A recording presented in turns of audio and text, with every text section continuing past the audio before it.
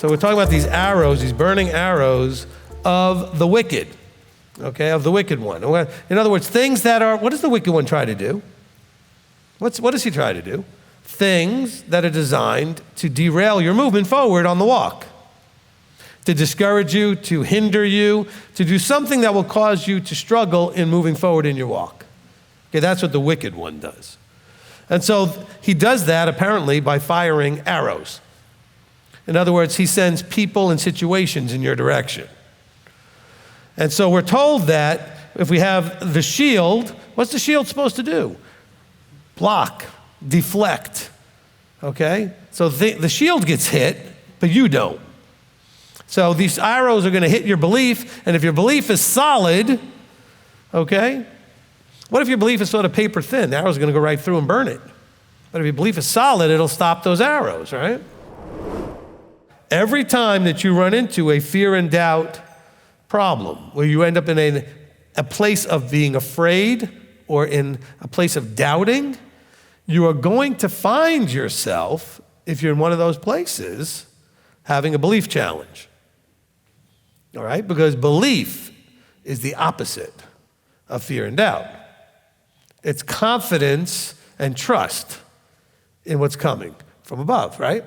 So they had Yeshua with them. And this is, you know what? I think a lot of people have some level of Messiah with them, but their belief problem is that they don't know what they have. They don't really understand who he is.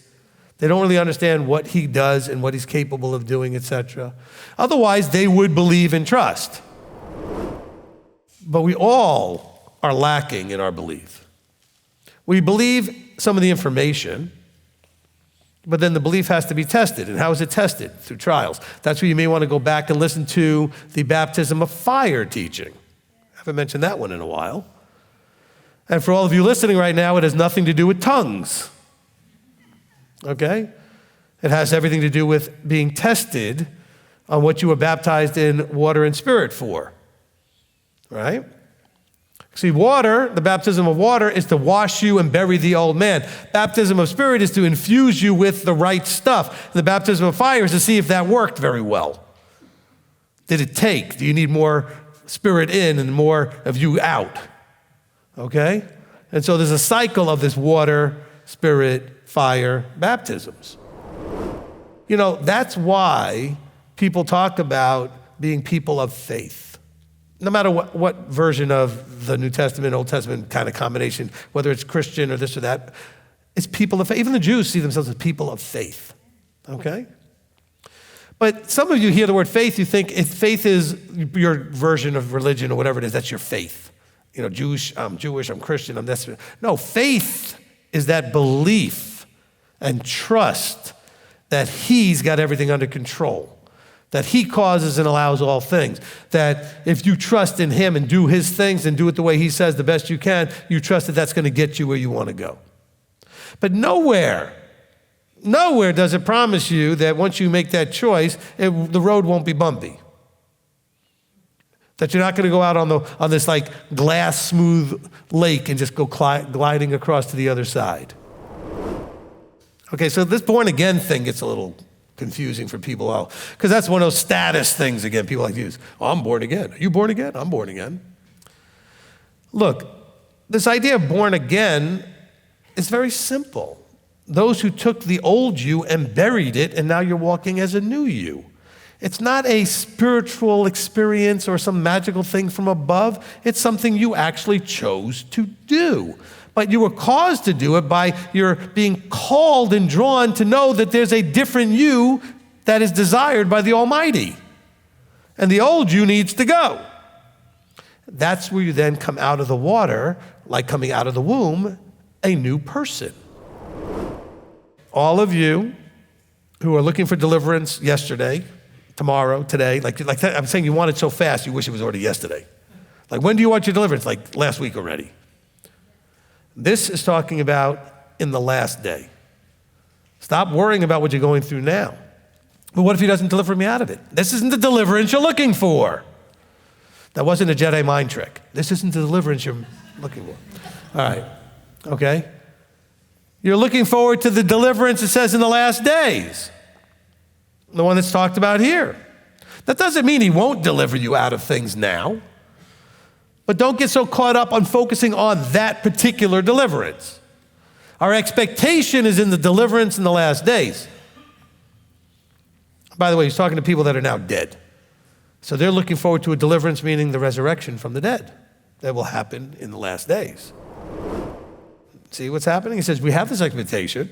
He said, and you need to exult in that. In other words, have confidence and revel in the fact that I've got this expectation, even though, notice what it says, if need be. See, you need to go through trials. You will never fix the things you need to fix without the trials. Some of you can actually, if you're not going in one right now, or especially if you just came out of one, can look back and say, I benefited from that trial. You should always be able to say that. Because he put you through it so that you would come out of it with a benefit. A strengthening of something, a enlightening of something, like you come to realize something. I mean, there's all kinds of different really important benefits from these trials. The trials are there for the proving of your belief. See, you can say and claim anything, and trust you, I'm now almost 60 years old. I've heard lots of people claiming and saying anything about things in their life they can do or can't do or this or that and everything. But I need to see proof, is what Yahweh's saying. You claim a lot of stuff. Trials are going to prove what you believe. He's like, oh, you claim something? Good, let's see. We'll put it to the test. We'll see what you believe. We'll see how trustworthy you really are to hold on, cling, etc. All right? Look at what Job and Mrs. Job. You know, she went through the trials same as him, and she's like, curse your God and die. And he held on. He held on. Because she was looking through different glasses. At the same stuff, right? Everything was taken away. You praise him now, he's going to praise you. He's going to respect you and honor you because you went through all this and you came out the other side like him. Okay? See, we praise and exalt him. He's going to praise and honor us. But only if the thing that we're talking about here does its work in you. And he's going to go to you, well, what's it going to look like?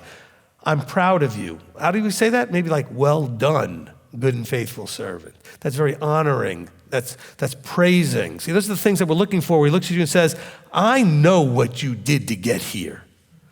Okay? I know what you've been through. He's a double-minded man, unstable in all his ways. You don't want to be a double-minded. So what is double-minded? Okay? Double-minded can take the form of your mind and his mind, and not synchronizing your mind with his mind. Philippians 2:5, let this mind be in you. Now, wait a minute. Why would he say, let this mind be in you? He didn't say, like, let's get a mind and put it in you. You have one already.